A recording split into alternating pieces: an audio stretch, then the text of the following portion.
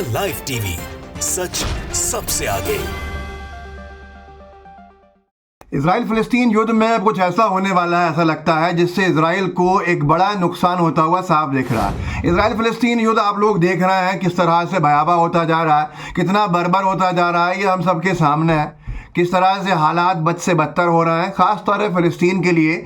जो इजराइल की बर्बरता है उसमें कहीं कोई कमी नहीं आ रही है, बढ़ती ही जा रही है बर्बरता। जो बेरहमी के साथ जो हमले हैं वो अपने जो प्रारूप है वो बड़ा देखते ही जा रहे हैं। इजराइल बच्चों को मार रहा है, सबके सामने है। लेकिन अल कसाम ब्रिगेड, यूँ कह लीजिए हमास का एक तरह का विंग जो है, अल कसाम ब्रिगेड ने जो अब वीडियो जारी किया है, उस वीडियो के बाद इसे बहुत ज़्यादा चर्चा है अंतर्राष्ट्रीय पटल के ऊपर, क्योंकि ये ऐसा वीडियो है जिसने इजराइल को चिंता में डाल दिया है। कुछ हथियारों के साथ वीडियो है, अल कसाम ब्रिगेड ने जारी किया है। और सबसे भयावह हथियार जो अब पहुँचे हैं फ़िलिस्तीन में इजराइल के ख़िलाफ़ इस्तेमाल होने के लिए, ऐसा लगता है कि ये अभी हैं या इनको आखिरी ब्रह्मास्त्र की तरह निकालने के लिए रखा हुआ था। क्योंकि वो वीडियो खुद अल कसाम ब्रिगेड ने पब्लिश किया है। मॉस्को न्यूज़ करके एक ट्विटर हैंडल है, उसने उसको डाला है, जिसमें अरबी में लिखा हुआ है, जिसका अंग्रेज़ी में अनुवाद लिखा है कि टेल एविव जो है वो जलेगा, मतलब इजराइल की जो राजधानी है वो जलेगी और जेरूसलम जो है वो आज़ाद किया जाएगा। ये कसाम ब्रिगेड ने पब्लिश किया है इस वीडियो को इस टैगलाइन के साथ। देखिए कितने भयावह हथियार हैं जो इस वक्त अल कसाम ब्रिगेड के हाथ में है और जो वो निकाल के इजराइल पर चलाने की शुरुआत करने वाला है। तो इससे ऐसा लगता है कि युद्ध जो है वो बहुत ही गंभीर स्थिति में और ज़्यादा जाने वाला है। देखिए इस वीडियो को।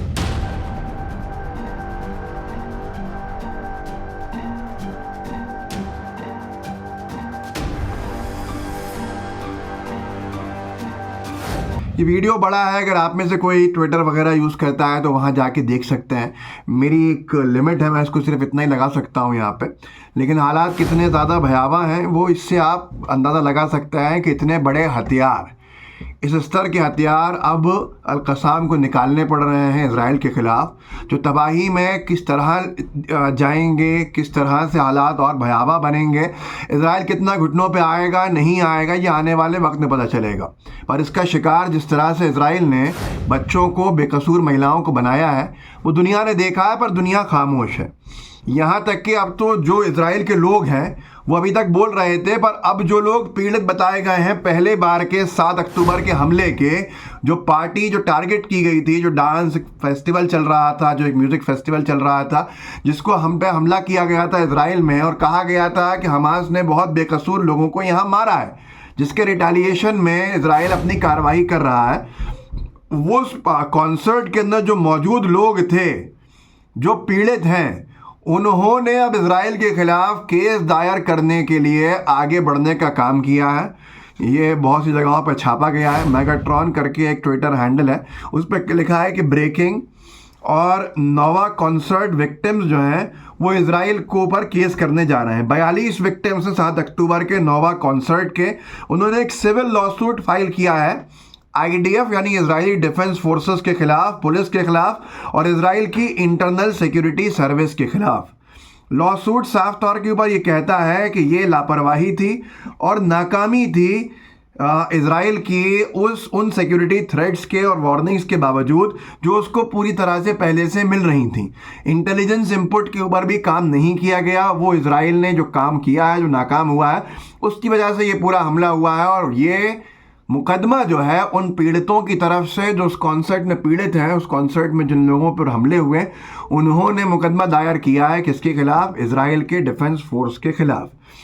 कई सारे विक्टिम्स ये भी कह रहे हैं, उन्होंने पहले से तय कर लिया है कि वो पब्लिकली आके सार्वजनिक तौर के ऊपर कमेंट करेंगे कि इजराइल की आर्मी ने उनके ऊपर फायर किया और आउट ऑफ कंट्रोल होकर फायर किया।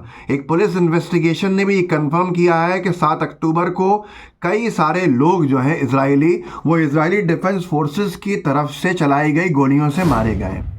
अब आप सोचिए कि क्या हालात हैं, कितना झूठ फैलाया गया और कितना सच जो है आपसे छिपाया गया। और अब जो चीज़ें सामने आ रही हैं खुल के, वो आपके सामने है। इस पर यकीन करें या ना करें, ये आपके ऊपर है, ये आपका लुकआउट है, आप स्वतंत्र हैं। लेकिन वो जो बात इजराइल के लोग कह रहे थे अभी तक, और अब इजराइल के पीड़ित लोग कह रहे हैं, जिनको निशाना, जिनको आधार बनाया गया हमला करने के लिए फ़िलिस्तीन के ऊपर। अब वही लोग कह रहे हैं कि इजरायली डिफेंस फोर्सेस ने उन पर हमले किए हैं। इसराइल ने अभी हाल फिलहाल में जो इकलौता बेत हानून के अंदर अस्पताल था बचा हुआ, उसको भी तबाह कर दिया कल। वीडियो देखिए ज़रा सा, आपको समझ में आएगा कि ये कितना अमानवीय काम इसराइल की तरफ से किया जा रहा है और ये वॉर क्राइम्स नहीं है तो क्या है, देखिए इस वीडियो में। الآن متواجدين من أمامي مستشفى مدينة بيت حانون. هذه المستشفى الوحيدة المتواجدة في هذه المدينة. طائرات الاحتلال وجيش الاحتلال تمركز. ये जो हॉस्पिटल है ये बताया जाता है कि गाज़ा के बेत हानून इलाके का है और आखिरी हॉस्पिटल था। अब इसके बाद इस इलाके में कोई अस्पताल नहीं बचा है। इसराइल का स्कूल्स के ऊपर, कॉलेजेस पे और फ़िलिस्तीन में जो अस्पताल हैं या रेफ्यूजी कैंप्स हैं उन पर हमला करना साफ बताता है। और ब्लॉकेड ह्यूमैनिटेरियन एड का कि इसराइल वहाँ लोगों को मारना चाहता है, किसी को भूख से, किसी को बीमारी से, किसी को प्यास से। ये साफ तौर के ऊपर अब साफ समझ आ रहा है। हालात जितने भयावह होते जा रहे हैं उसका अंदाज़ा आप शायद नहीं लगा सकते हैं। मैं आपको एक तस्वीर दिखाता हूँ, वीडियो नहीं दिखाऊंगा क्योंकि बहुत तकलीफदेह वीडियो है। ये तस्वीर है, यूनुस अरसलान ने इस वीडियो को डाला है, कोई यूज़र है ट्विटर पे, जिसमें एक बच्ची को रोता हुआ दिखाया जा रहा है। उस बच्ची का सर धूल में है, तकलीफ़ में वो बच्ची रो रही है, पर उसको सहलाने वाला, संभालने वाला कोई नहीं है, उसकी पीठ थपथपाने वाला कोई नहीं है। और ये वजह इसलिए है क्योंकि उसके पूरे परिवार को इज़राइल ने अपने हमले में ख़त्म कर दिया है। वो बच्ची कह रही है कि मेरे पिता कहाँ हैं। इसकी पूरी इज़राइल ने फैमिली को तबाह कर दिया और ये बच्ची के पास सिर्फ आंसू ही आंसू हैं जो बह रहे हैं। उसके पास कोई नहीं है उसे कंसोल करने के लिए, उसके पास कोई नहीं है उसकी धूल साफ़ करने के लिए, उसके पास कोई नहीं है उसका चेहरा साफ़ करने के लिए और आंखों के आंसू पोंछने के लिए, क्योंकि उसके पूरे परिवार को इज़राइल की डिफेंस फोर्स के आतंकी सैनिक जो हैं वो मार चुके हैं। इस बच्ची का भविष्य क्या होगा, ये कहाँ जाएगी, कहाँ इसका क्या भविष्य है, इसकी आप कल्पना नहीं कर सकते हैं। और इस सब का जिम्मेदार अगर कोई है तो बेंजामिन नेतन्याहू है। आज भी अगर आप खामोश हैं तो ये आपकी खामोशी आपकी मानवता पे सवाल खड़े कर रही है, आपकी इंसानियत पे सवाल खड़े कर रही है। इस वीडियो को आगे बढ़ा सकते हैं, कम से कम बढ़ाइएगा, क्योंकि जिन हथियारों को अब अल-क़स्साम ने पब्लिश किया है वो हथियार बहुत भयावह हैं और इज़राइल के ऊपर अगर हमले की तैयारी है तो नुकसान बहुत बड़ा है। व्हाट्सएप ग्रुप्स के ऊपर आपके साथी होंगे, उनके साथ शेयर कीजिएगा। लाइव टीवी को भी सब्सक्राइब कीजिएगा साथ में और बेल आइकन भी दबाइएगा। जय हिंद, जय भारत।